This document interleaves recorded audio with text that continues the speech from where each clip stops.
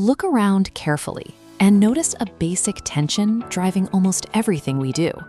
Our desires for food, shelter, and entertainment are virtually limitless, but the physical resources required to produce them, land, raw materials, and machinery, exist in a strictly limited supply. Economists call this friction scarcity. Even if we could somehow find infinite materials, we still run into the ultimate undeniable constraint that equalizes everyone: time. Rich or poor, every single person has exactly 24 expendable hours in a day. Because our resources are finite and our daily hours are fixed, there is a hard mathematical cap on the total amount of goods and services we can physically produce at any given moment. That hard limit forces a continuous reckoning. Every society has to make choices about how to allocate its finite resources just to survive. If a town puts more of its budget into fire protection, it has less for the school system. To understand how we navigate this, let's look at a historical baseline. Think back to pioneer days, when individuals were required to be entirely self-sufficient. A single family unit had to build their own house from the dirt up, grow all their own food, and mend their own clothes. While these pioneers were remarkably independent, their overall standard of living was incredibly low. They were completely trapped by the harsh limits of their own personal time and physical energy.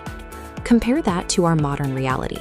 We still only have 24 hours in a day, yet we are surrounded by massive supermarkets, complex hospital systems, and advanced electronics. If the raw materials of the Earth are just as limited as they were 2 centuries ago, and we still only have 24 hours in a day, we are left with a question: where did the extra production come from? The answer traces back to a structural shift in economic thinking documented by Adam Smith in his 1776 book, The Wealth of Nations.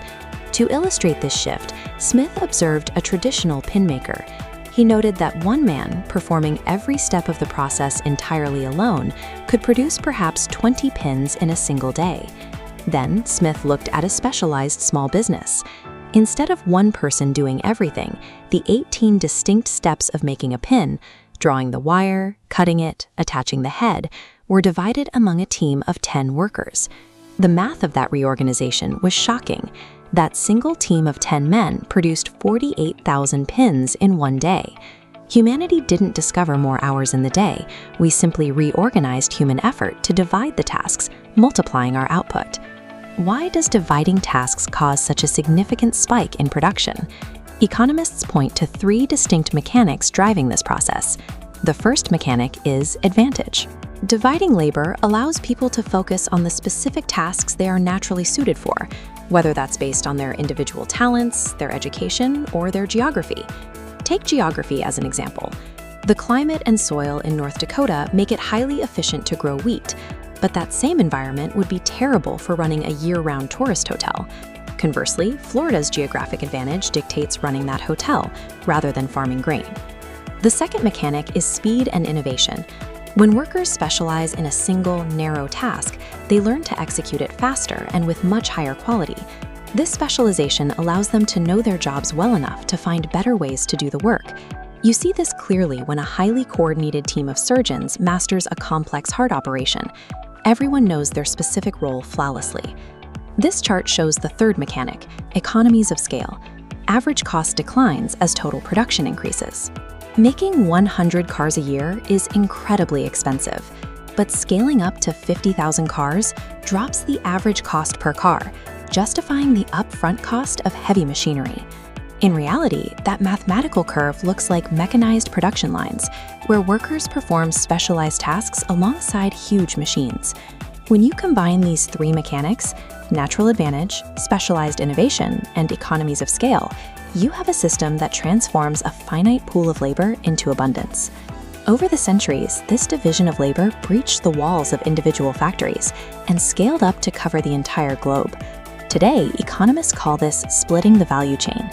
Instead of producing a finished product in a single location, the creation of a good is divided across multiple specialized firms in completely different countries. Take a modern smartphone. It might be designed and engineered in the United States, built with parts from Korea, and assembled in China. Modern international trade is the same logic found in that 18th century pin factory, simply applied to the entire planet. There is, however, one catch to this entire system. Extreme specialization is useless if you cannot trade the fruits of your labor with others. Consider a business consultant earning $200 an hour. Even if she likes tomatoes, she shouldn't spend limited time growing her own vegetables from scratch. Instead, she sells her specialized labor into a market for all age, which she uses to buy the goods and services she doesn't produce herself. Scarcity remains an unavoidable fact of physics and time. We will never have unlimited resources. By dividing our tasks and trading the results, humanity bypassed the 24-hour limit on our survival. We didn't find more hours. We found a way to coordinate our effort to build the modern world.